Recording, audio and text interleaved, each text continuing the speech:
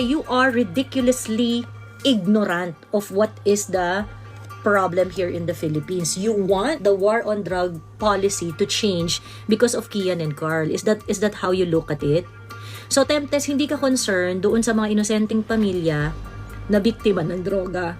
Mga babaeng ginahasa ng adik, pinatay, mga sinaksak, estudyante, hinoldap, nasunugan ng property dahil sa mga adik. Inosente rin yun, Temptes. Inosente rin yun at hindi sila related sa kahit anong drug issue. Hindi ka concerned sa kanila. Concerned ka sa inosenteng adik.